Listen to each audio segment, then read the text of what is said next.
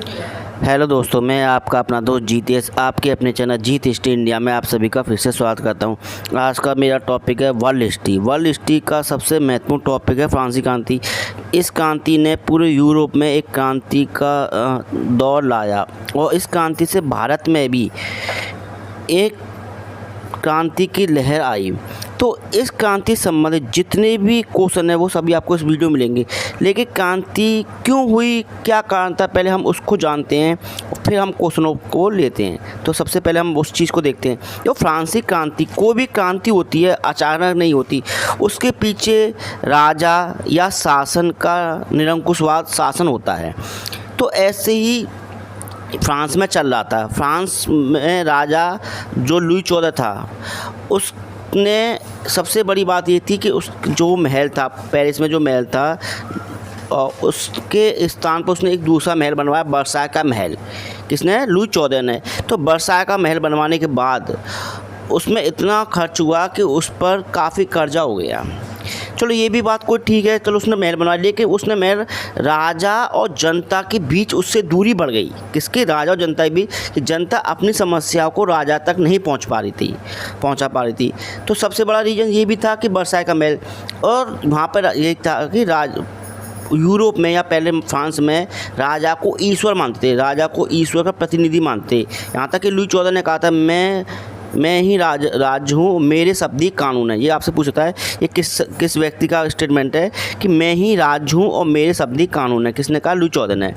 तो एक तो ये रीजन था, और दूसरा रीजन था लुई 15 के समय 7 वर्षीय युद्ध किसके मध्य हुआ था? इंग्लैंड और फ्रांस के मध्य। तो इसमें इंग्लैंड पर 2 अरब लिवरे का कर्ज हो गया था। ये भी एक कारण था, जिससे जनता पे धीमे धीमे कर्ज बढ़ रहा था। ये भी कारण था।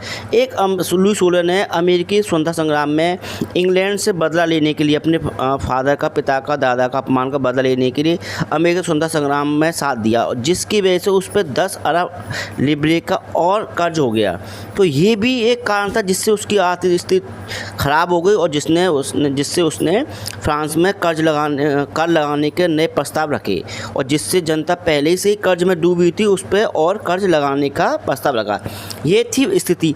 और फ्रांसीसी क्रांति के कारण क्या थे? देखो, राजनीतिक कारण, आर्थिक कारण, सामाजिक कारण, धार्मिक, ये हर क्रांति के कारण थे। जैसा भारत में 1857 क्रांति के यही कारण थे। जैसे राजनीतिक कारण में देखिए, पादरी वर्ग और धनी वर्ग और कुलीन वर्ग जिसे कहते हैं, इन दोनों वर्गों को, पादरी और कुलीन वर्गों को करों से मुक्त रखा गया था। और 30 जो वर्ग थे, साधारण वर्ग, उनसे कर लिया जाता था। एक कारण आर्थिक कारण, इंग्लैंड के साथ लगातार युद्ध होने से फ्रांस की आर्थिक स्थिति खराब हो गई थी। उसने नए कई प्रकार का लगाया, जैसे टेली कर कहते हैं, भूमि कर लगाया। ये हो गए। तीसरी सामाजिक कारण, फ्रांस का समाज फ्रांस का समाज 3 वर्गों में या 3 स्टेटों में बटा हुआ था। पादरी वर्ग, कुलीन वर्ग, मजदूर वर्ग। इन 3 वर्गों में, जैसा हमारा समाज 4 वर्गों में बटा हुआ है, ब्राह्मण, क्षत्रिय, वैश्य, शूद्र, इस प्रकार फ्रांस का समाज 3 वर्गों में बटा हुआ था। और 2 वर्गों को विशेष अधिकार प्राप्त था। हमारे देश में 2 वर्गों को, उस फ्रांस में भी 2 वर्गों को विशेष अधिकार था, पादरी वर्ग और कुलीन वर्ग को।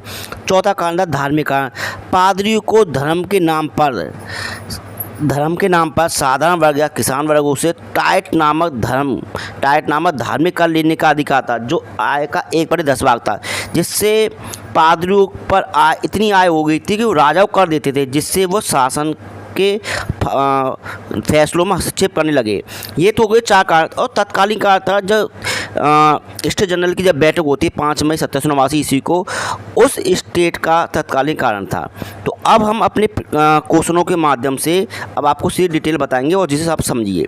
अब पहला हम क्वेश्चन देखते हैं। फ्रांस में बूर्बा वंश का संस्थापक कौन था? तो कौन था? हेनरी चतुर्थ। हेनरी चतुर्थ कब से कब तक शासन रहा? 1589 ईस्वी से 1610 ईस्वी तक। नेक्स्ट प्रश्न देखते हैं। हेनरी चतुर्थ फ्रांस का शासक कब बना? 1589 ईस्वी में, यही बताया। और कब तक रहा? 1610 ईस्वी तक फ्रांस का शासक रहा। अब आपसे पूछता है हेनरी चतुर्थ की पत्नी का नाम क्या था? Marie de Medici. ये आपसे पूछता है मैरी द मेडिसी किसकी पत्नी थी? तो किसकी पत्नी थी? हेनरी चतुर्थ की पत्नी थी। अब हम चलते हैं अपने नेक्स्ट प्रश्न की ओर। किस फ्रांस के शासक का नारा था कि रविवार रात्रि भोज में हर किसान की थाली में चिकन हो? मतलब फ्रांस की हेनरी चतुर्थ के समय फ्रांस की आर्थिक स्थिति ठीक हो गई थी, तो किसने कहा था? हेनरी चतुर्थ ने। हेनरी चतुर्थ ने फ्रांस की हुजनो अल्पसंख्यकों को धार्मिक स्वतंत्रता प्रदान की थी। ये आपसे पूछ सकता है किस राजा ने, अलग से क्वेश्चन आता है, किस राजा ने हुजनो अल्पसंख्यकों को धार्मिक स्वतंत्रता प्रदान की थी? आप पूछ सकते हो कि सर अल्पसंख्यक कौन? जैसे हमारे देश में जैन, बौद्ध, ईसाई, इनको हम अल्पसंख्यक कहते हैं। तो इस प्रकार से भी आपको अलग से क्वेश्चन पूछ सकता है, लेकिन मैं आपको इसी में बता रहा हूँ, ध्यान रखना है कि हुजनो अल्पसंख्यकों को धार्मिक स्वतंत्रता किस राजा ने प्रदान की थी? तो किस राजा ने प्रदान की थी? हेनरी चतुर्थ ने प्रदान की थी। अब हम चलते हैं नेक्स्ट प्रश्न की ओर। 1643 ईस्वी में लुई 13 की मृत्यु के बाद फ्रांस का अगला शासक कब बना? आपको ये पता होना चाहिए लुई 13 कब से कब तक शासक था? 14 मई 1610 ईस्वी से 14 मई 1643 ईस्वी तक फ्रांस का राजा बना रहा था। ये डेट आपको पता होना चाहिए, लिख लेना, नहीं तो पता। और उसके बाद कौन शासक बना? लुई 14वां फ्रांस का अगला शासक बना। ठीक है, यहाँ तक कोई डाउट? तो अब चलते हैं अब नेक्स्ट प्रश्न की ओर। लुई 14 की पत्नी का क्या नाम था? स्पेन की रानी मारिया थेरेसा। इस रानी का इतिहास में बहुत नाम आता है, आपको इसका नाम याद रखना, मारिया थेरेसा, जिससे मैं भी बताऊंगा, आपको डिटेल समझ में आ जाएगा। अब चलते हैं नेक्स्ट प्रश्न की ओर। लुई 14 के शासनकाल में पहला आक्रमण या युद्ध कौन सा था? डिवोल्यूशन का युद्ध था। और डिवोल्यूशन का युद्ध क्यों हुआ? अब इसका कारण समझिए। स्पेनी नीदरलैंड क्षेत्र में एक परंपरा थी कि जिस राजा, जो भी राजा उसकी पहली संतान उसका उत्तराधिकारी बनेगी, या लड़की हो या लड़का हो। तो स्पेन के राजा की पहली पत्नी से उत्पन्न पहली संतान का नाम क्या था? मारिया थेरेसा, और जो कौन थी? लुई 14वां की पत्नी थी। जब स्पेन का राजा मर जाता है, उसकी मृत्यु हो जाती है, तो लुई 14 अपनी पत्नी की ओर से स्पेन पर अधिकार, अपना हक बताता है कि ये अब मेरा अधिकार है, क्योंकि इसकी पत्नी मेरी पहली है भाई। तो वास्तविकता तो यही थी, लेकिन अदर देश इसका विरोध करते हैं, और वहाँ का राजा जो उसका बेटा था वो भी इसका विरोध करता है। इस रीजन से लुई 14 को भाना चाहिए था, रीजन चाहिए था कि युद्ध करने का, स्पेन पर नीदरलैंड पर आक्रमण करने का। तो इस वजह से पहला आक्रमण कौन सा हुआ? डिवोल्यूशन का युद्ध हुआ। किसके मध्य? स्पेन नीदरलैंड क्षेत्र के विरुद्ध। अब हम चलते हैं नेक्स्ट प्रश्न की ओर। डिवोल्यूशन का युद्ध किस संधि के तहत समाप्त हुआ? डिवोल्यूशन का युद्ध ए ला सापेल संधि तहत समाप्त हुआ। आपसे पूछता है ए ला सापेल संधि कब हुई? 1668 ईस्वी में, 1688 में। अब आपसे पूछता है कि भारत में भी एक ए ला सापेल संधि हुई थी। तो भारत में 1748 में भारत में ए ला सापेल संधि हुई। ये संधि किस किस के मध्य हुई? आपको पता होना चाहिए, भारत और फ्रांस और इंग्लैंड के मध्य हुई। क्यों हुई? प्रथम कर्नाटक युद्ध के बाद हुई। प्रथम कर्नाटक युद्ध में किसकी विजय हुई? फ्रांस की विजय हुई। और फ्रांस का नेतृत्व किसने किया था? डुप्ली ने किया था। ये भी आपको बताना चाहिए। इस युद्ध का कई कारण थे, लेकिन मैं आपको कभी वीडियो बनाएंगे हम बात के बारे में तो बताएंगे, लेकिन आपको याद रखना ए ला सापेल संधि 2 हुई थी, भारत में और एक फ्रांस में। अब चलते हैं नेक्स्ट प्रश्न की ओर। ऑक्सफर्ड लीग और फ्रांस के बीच कौन सा युद्ध हुआ? पैलेटिनेट का युद्ध हुआ। अब ऑक्सफर्ड लीग कौन था? ऑक्सफर्ड लीग एक संगठन था, इसका संगठन का निर्माण इंग्लैंड ने किया था। इंग्लैंड ने आधा देशों को मिलाकर, कौन कौन से देश से संगठन में? डच, स्वीडन, स्पेन, रोमन साम्राज्य और इंग्लैंड ने मिलकर एक संगठन बनाया। किसके विरुद्ध? लुई 14 के विरुद्ध। और इस संगठन और फ्रांस के मध्य एक युद्ध हुआ, पैलेटिनेट का युद्ध। अब चलते नेक्स्ट प्रश्न की ओर। पैलेटिनेट का युद्ध किस संधि के तहत समाप्त हुआ? किस संधि के तहत समाप्त हुआ? रिजविक की संधि के तहत। आपसे पूछता है रिजविक की संधि कब हुई? 1697 में। अब चलते नेक्स्ट प्रश्न की ओर। लुई 14 के किस युद्ध मंत्री को आधुनिक सैनिकवाद का पिता माना जाता है? ये एग्जाम में IAS पीसीएस किसी भी एग्जाम में सीधा क्वेश्चन पूछता है। लुई बुआ को आधुनिक सैनिकवाद का पिता माना जाता है। वेरी वेरी इंपॉर्टेंट क्वेश्चन है, आपको ऐसे क्वेश्चन याद रखने चाहिए, सीधे क्वेश्चन पूछ लेता है। अब हम चलते हैं नेक्स्ट प्रश्न की ओर। फ्रांस में स्टेट जनरल की स्थापना कब हुई? 1320 ईस्वी में, 1320 ईस्वी में हुई थी। अब चलते हैं नेक्स्ट प्रश्न की ओर। फ्रांस के स्टेट जनरल में कुल कितने सदन होते हैं? 3 सदन होते हैं, जैसे भारत में लोकसभा, राज्यसभा और राष्ट्रपति। इसमें पादरी वर्ग, कुलीन वर्ग और साधारण वर्ग। पादरी वर्ग के पास 300 सीट थी, कुलीन वर्ग के पास 300 सीट थी और साधारण वर्ग के पास 600 सीट थी।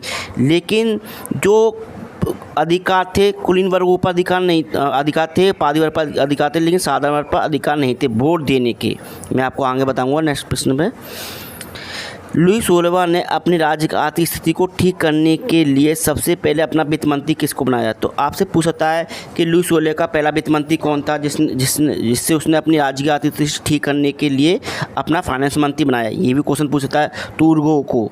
या आपको जो वित्त मंत्रियों की लिस्ट दे दे कि इनमें से सबसे पहला वित्त मंत्री कौन था लुई 14 का, या अंतिम मंत्री कौन था, तो आपको मैं अभी लिस्ट बता दूंगा आपको लास्ट जब वीडियो बनाऊंगा। तो आपको पहला और अंतिम सभी को आपको डेट से याद होनी चाहिए। तो लुई कौन था? टूरगो फ्रांस का वित्त मंत्री था पहला। अब लिखिए नेक्स्ट क्वेश्चन। किस वित्त मंत्री ने सभी वर्गों पर समान कर लगाने का प्रस्ताव रखा जिसकी वजह से उसको उसके पद से हटा दिया गया? कार्लो ने मतलब ये कहा था कि सभी व्यक्तियों पर साधारण वर्ग पर कर लगाने से फ़ायदा नहीं है, सभी व्यक्तियों पर समान कर लगा दिया जाए। लेकिन इस विचार का विरोध उसकी रानी ने किया। किसने? मैरी एंटोइनेट ने। लुई 14 की पत्नी थी। वो काफ़ी खर्चे करने वाले थे, जैसे ग्लैमिंग करना, क्लबों में जाना। उसका इतना खर्चा था कि मतलब खुद एक अय्याश महिला थी। तो इसने एक स्टेटमेंट ये भी दिया था, मैं बताऊंगा आगे, कि केक रोटी नहीं केक खाओ, जिसकी वजह से क्रांति हुई थी। फ्रांसीसी क्रांति में सबसे महत्वपूर्ण घटना ये थी। अब चलते नेक्स्ट प्रश्न की ओर। लुई 16 ने फ्रांस की स्थिति को सुधारने के लिए कुलीन वर्गों के विशेष अधिकार को समाप्त करने का प्रयास किया, लेकिन इसका विरोध किसने किया? किसने किया? पार्लिमा क्या थी? एक उच्च न्यायालय थी। कहाँ की? पेरिस की, जो राजा पर अंकुश लगाने वाली एक संस्था थी। जैसे राजा कोई गलत काम करता है तो उस पर अंकुश लगाने वाली संस्था थी। कौन? पार्लिमा क्या थी? एक उच्च न्यायालय के समान थी। अब चलते हैं नेक्स्ट प्रश्न की ओर। स्टेट जनरल की बैठक बुलाने का प्रस्ताव फ्रांस के किस वित्त मंत्री ने रखा? ब्रायन ने रखा। देखो कम से वित्त मंत्री नाम आ रहे हैं, क्यों रखा? कि वहाँ पे जब वो लगा नहीं पा रहे थे ना कर, जिसका हर कोई व्यक्ति विरोध कर रहा था, उसने कहा एक स्टेट की बैठक बुला लेते जिसमें प्रस्ताव पारित हो जाएगा। अब चलते नेक्स्ट प्रश्न की ओर। पार्लियामेंट द्वारा कुलीन वर्गों के विशेष अधिकार को समाप्त न करने के लिए 175 वर्ष बाद स्टेट जनरल की मीटिंग बुलाने की घोषणा कब की गई? 1 मई 1789 को घोषणा की गई। और कब मीटिंग होगी? 5 मई 1789 को होगी। नेक्स्ट क्वेश्चन में देख लेते हैं। लुई 16वां ने नए करों से संबंधित प्रस्तावों के अनुमोदन के लिए स्टेट जनरल की बैठक कब बुलाई? 5 मई 1789। इसी में मीटिंग में क्या होता है? देखो 300 वर्ग कुलीन वर्ग के थे, 300 वर्ग पादरी वर्ग के थे और 600 साधारण वर्ग के थे।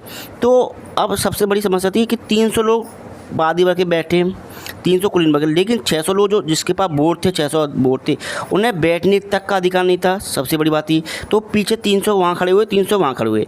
जब प्रस्ताव रखा कि नए कर लगाने हैं तो पादरी वर्ग से पूछा कि नए कर लगाने हैं, तो ऐसे आर्थिक स्थिति खराब है फ्रांस की, तो पादरी वर्ग को कर देने नहीं थे। उन्हें कर देने के उन्हें कर मिलता था, तो उन्होंने कहा ठीक है लगा दीजिए, हमें कोई दिक्कत नहीं है। ऐसे कुलीन वर्गों से पूछा, उन्होंने कहा कोई बात नहीं, ठीक है, मैं भी कोई लॉस नहीं, क्योंकि हम कौन सा कर देते हैं। जब साधारण वर्ग से पूछा तो उन्होंने मना किया, लेकिन उन्हें वोट देने का अधिकार नहीं था। पूछने का उनसे अधिकार था करो कर, लेकिन उन्हें वोट देने का अधिकार नहीं। जब उनसे पूछा गया तो उन्होंने मना किया, क्योंकि आर्थिक स्थिति हमारी पहले से ख़राब चल रही है, अब हम कर देते हैं तो हम बर्बाद हो जाएंगे, किसान मर जाएंगे, कहाँ क्या करेंगे। लेकिन जब कुलीन वर्गों और सामंतों ने इसका विरोध किया कि भाई तुम कौन हो, तुम्हारा हैसियत क्या है, तुम्हारी औकात क्या है, तुम्हें कर देना, तुम इसीलिए पैदा हुए। तो इस बात से संबंधित, क्योंकि प्रस्ताव जब रखा गया तो 600 वोट थे, उनका तो पास हो गया था, लेकिन जो गरीब वर्गों के 600 वोट थे उनके वोट का कोई महत्व नहीं था। जब साधारण वर्ग को लगा कि अब उन्होंने कहा कि जब तक समानता, सभी वर्ग व्यक्ति वोट देंगे, सभी वर्गों का वोट का अधिकार होगा, तब यहाँ से क्रांति की एक लहर आती है। उन्होंने उसी दिन मना कर दिया कि आज से ये बैठक समाप्त होती है, और उसी दिन से आगे मैं बताऊंगा क्रांति की शुरुआत हुई। किस क्रांति की? फ्रांस की क्रांति की। अब चलते नेक्स्ट प्रश्न की ओर। स्टेट जनरल की मीटिंग के समय वित्त मंत्री कौन था? आपको याद रखना, निक्स नेकर। जब स्टेट जनरल की बैठक हुई थी कब? 5 मई 1789 को। उस समय डेट पर कौन वित्त मंत्री था? निक्स नेकर। अब आपको चलते नेक्स्ट प्रश्न की ओर। विश्वकोश नाम पुस्तक के लेखक कौन थे? ये वेरी वेरी इंपॉर्टेंट क्वेश्चन है। इसे इस बुक को इंसाइक्लोपीडिया भी कहते हैं। कौन थे? दिदरो। किसके? विश्वकोश नाम पुस्तक के लेखक कौन थे? दिदरो। अब चलते हैं नेक्स्ट प्रश्न की ओर। दिदरो का विश्वकोश कितने खंडों में विभाजित था? 17 खंडों में विभाजित था। बहुत बड़ी बुक है और कहते हैं दार्शनिकों का फ्रांसीसी क्रांति में बहुत बड़ा योगदान था। चलते हैं नेक्स्ट प्रश्न की ओर। किस तिथि को तृतीय स्टेट ने स्वयं को राष्ट्रीय सभा या नेशनल असेंबली घोषित कर दिया और उसी दिन से क्रांति की शुरुआत मानी जाती है? 7 जून 1789 को। क्रांति की शुरुआत तो 5 मई 1789 हो गई थी, जिस दिन उन्होंने कह दिया कि सभी समानता। लेकिन जब उन्होंने अपने आप को स्टेट राष्ट्रीय सभा नेशनल असेंबली को दिया कि अब हम देश हम चलाएंगे, कोई राजा और सामंतों कुलीन वर्गों के अधिकार को हमें इससे कोई मतलब नहीं है, देश हम चलाएंगे, तब इन्होंने क्रांति की मानी जाती है। अब चलते हैं नेक्स्ट प्रश्न की ओर। लुईस ओलिवर ने जनसाधारण वर्ग के सभा भवन को कब बंद कर दिया? 20 जून 1789 को जो भवन था उन्हें बंद कर दिया गया कि आपका कोई अधिकार नहीं है। लेकिन इसी दिन से एक महत्वपूर्ण घटना होती है। लेकिन सुनिए, फ्रांस की क्रांति के संबंध में ये पंक्ति किसने लिखी? उस नव प्रभात में जीवित होना ही वरदान था और युवक होना तो स्वर्गीय था। किसने कहा था? कवि वर्ड्सवर्थ ने। मतलब उस समय क्रांति में भाई सबसे बड़ा योगदान किसका होता है? युवकों का होता है। तो उस समय उसकी स्थिति को देखते हुए कवि वर्ड्स ने ये स्टेटमेंट दिया है। अब देखिए, सुनिए क्वेश्चन। तृतीय स्टेट के प्रतिनिधि द्वारा टेनिस कोर्ट की शपथ कब ली गई? यहाँ से एक तरह से क्रांति शुरुआत हुई 20 जून 1789 को। अब जब तक हम नहीं यहाँ से हटेंगे, जब तक हमारी मांगें पूरी नहीं की जाएंगी। अब चलते नेक्स्ट प्रश्न की ओर। जब तक बंदूक की गोली से हमको नहीं हटाया जाएगा तब तक हम यहाँ से नहीं हटेंगे। ये टेनिस कोर्ट में किसने कहा था? मिराबो को सब क्रांति का अलार्म सब कुछ कहा था। मतलब मिराबो ना होता तो फ्रांसीसी क्रांति ना होती। मिराबो एक कुलीन वर्ग से संबंधित व्यक्ति था, तब भी इसने साधारण वर्ग से संबंधित क्रांति में महत्वपूर्ण भूमिका निभाई। अब चलते नेक्स्ट प्रश्न की ओर। टेनिस कोर्ट की शपथ का प्रस्ताव किसने तैयार किया? देखो अच्छी आपको याद है, टेनिस कोर्ट की शपथ का प्रस्ताव किसने तैयार किया था? मोनियर ने। अब हम चलते हैं अपने नेक्स्ट प्रश्न की ओर। टेनिस कोर्ट के मैदान में जनता को एकत्रित करने का नेतृत्व किसने किया? हर काम हर व्यक्ति को दिया जाता है, तो किसने नेतृत्व किया था? बेली ने, कि जनता को नेतृत्व करो और किसको क्या करना है, कैसे करना है, सारा काम इस तरह से। अब चलते हैं नेक्स्ट प्रश्न की ओर। टेनिस कोर्ट के मैदान में क्रांति का नेतृत्व किसने किया? मिराबो, आवे एवं सीए। तो मैंने बताया मिराबो तो कुलीन वर्ग से संबंधित था। आवे एक पादरी था, वो भी जानता था पादरी जो वर्ग है, उच्च वर्ग के पादरी हैं, वो गलत कर रहे हैं। और सीए एक साधारण व्यक्ति था। तो हर क्रांति का एक कोई ना कोई रीजन होता है, मैंने आपको बता चुका हूँ। अब चलते नेक्स्ट प्रश्न की ओर। किसने ये कहा? मैं एक पागल कुत्ता हो सकता हूँ, निरंकुशता और विशेष अधिकार मेरे काटने से मर जाएंगे। मिराबो। मतलब ये देखिए कि निरंकुशता और विशेष अधिकारों की वजह से ही क्रांति हुई थी। विशेष अधिकार ज़्यादा महत्वपूर्ण है, निरंकुश बात इतना ना होकर विशेष अधिकार। किसने? मिराबो ने। नेक्स्ट प्रश्न पर चलते हैं। लुईस ओलिवर ने तृतीय सदन में भयभीत होकर तीनों सदनों की संयुक्त बैठक की अनुमति कब दी? 27 जून 1789 को। इसने कहा कि जो विशेष अधिकार है उनको समाप्त किया जाएगा। लेकिन जब बैठक बुलाई गई तो विशेष कुलीन वर्ग और पादरी वर्ग ने इसका विरोध किया था, इस बैठक का विरोध किया।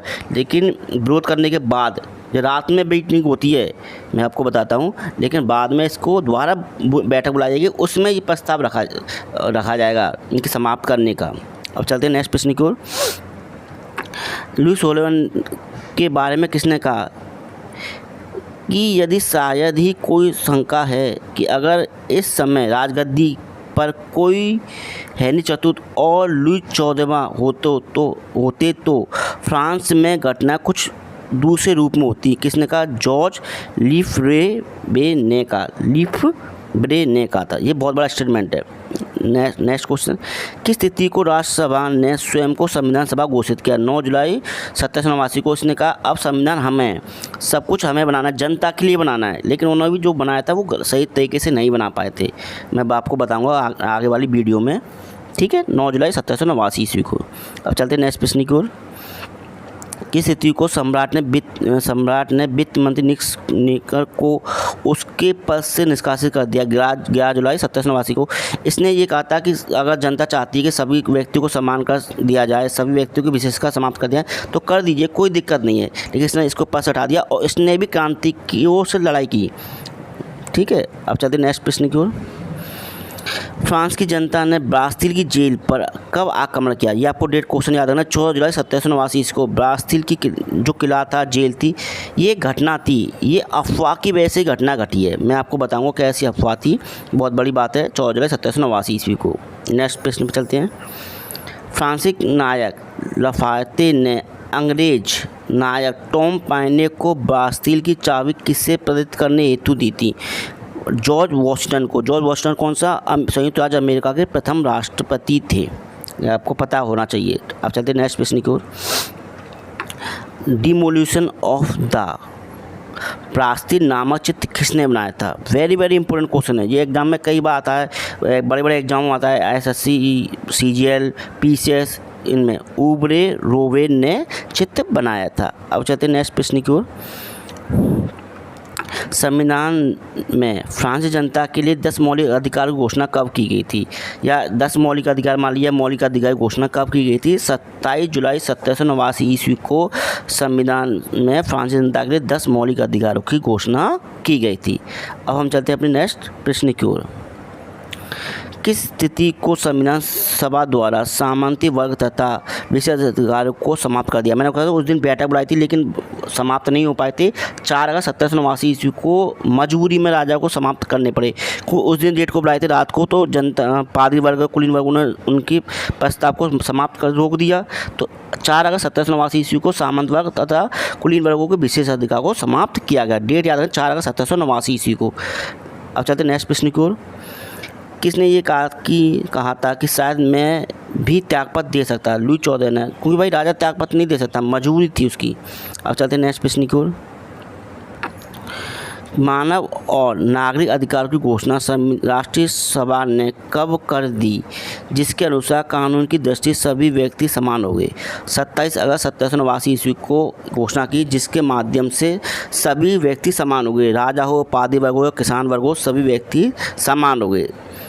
ये क्वेश्चन ऐसे अच्छे क्वेश्चन है जो आती हैं। नेक्स्ट प्रश्न पर चलते हैं। नेशनल असेंबली ने किस अंग्रेज को फ्रांसीसी नागरिक की उपाधि से अलंकृत किया? किसे? टॉम पाइने को। मैंने अभी बताया टॉम पाइने को फ्रांसीसी नागरिक की उपाधि से अलंकृत किया या विभूषित किया। अब चलते हैं नेक्स्ट प्रश्न की ओर। 27 अगस्त 1789 को मानव अधिकार घोषणा पत्र किसने बनाया? आवे सीए, मिरावो तथा लिफायते ने मानव अधिकार घोषणा पत्र बनाया था। ये तीनों व्यक्तियों को नाम याद रखने हैं। अब चलते हैं नेक्स्ट प्रश्न की ओर। अमेरिकी स्वतंत्रता संग्राम में भाग लेने वाला फ्रांसीसी सैनिक कौन था? लिफायते। आपको मैंने बताया था लिफायते एक सैनिक था जिसने स्वतंत्रता संग्राम में भाग लिया था, अमेरिका स्वतंत्रता संग्राम में, जिसकी वजह से कर्ज 10 अरब का हुआ था। अब चलते हैं नेक्स्ट प्रश्न की ओर। लेटर्स ऑन इंग्लिश के रचयिता कौन थे? वॉल्टेयर। देखिए, हम अपनी वीडियो को यहीं पे विराम लगाते हैं, लेकिन इस प्रकार के क्वेश्चन या इस प्रकार की वीडियो प्राप्त करने के लिए आप अपने चैनल जीत ईस्ट इंडिया को सब्सक्राइब करें, लाइक करें, बेल आइकन को दबाना मत भूलिए और दोस्तों को शेयर करिए। ऐसी ही वीडियो में जो क्वेश्चन रह चुके हैं नेक्स्ट वीडियो में आपको प्रोवाइड करा दूंगा किस संबंधित फ्रांस की क्रांति संबंधी। जय हिंद, धन्यवाद।